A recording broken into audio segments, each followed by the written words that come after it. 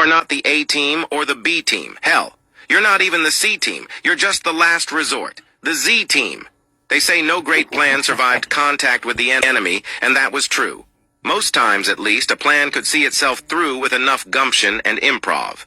The fact that Ashes had gotten a meeting with the president meant everyone involved was fresh out of both.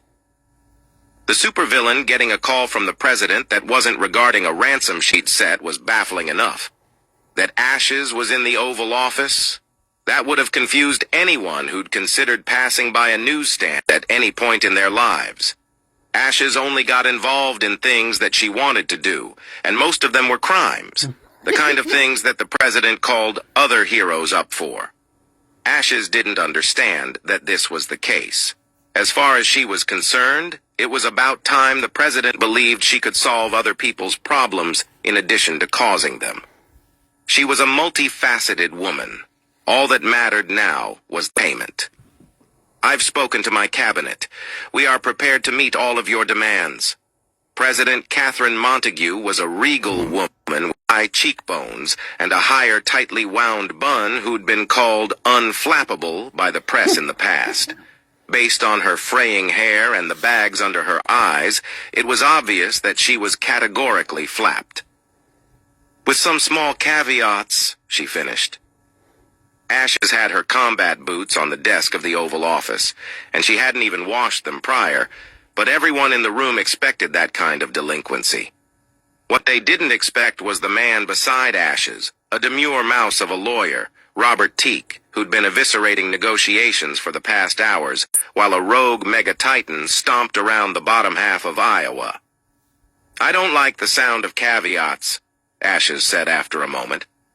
It was one of the few on-topic things she'd said during this meeting. She'd mostly been speaking through her lawyer. My client doesn't like the sound of caveats, the lawyer echoed. You can read them here. President Catherine Montague slid a massive contract across the table. Luckily for the residents of Iowa, the edits were on the front page. My client has stated that any contract which does not allow her to serve one full term as President of the United States is unacceptable. The lawyer slid the contract back after reading the first line. I'd settle for vice and pre-exoneration for one murder of a government official, Ashes said. My client would be willing to negotiate down to... We heard her, Mr. Teak, President Montague sighed. But you have to understand that we cannot allow that. Last time was a disaster. Yes, last time is why my client is requesting a full term. A second impeachment would be a breach of contract. The Oval Office wasn't a pot, but it could simmer. The mega-titan is killing people, President Montague explained.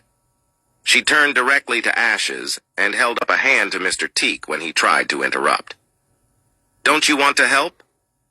My client will not work for the state without receiving the fair market value for her services. Ashes motioned to Mr. Teak to show that she agreed with him, then crossed her arms again. She had to ensure that everyone in this meeting understood how unfathomably boring this was to her. She should have been blowing things up. She should have been... Hold on. How big is the Mega-Titan?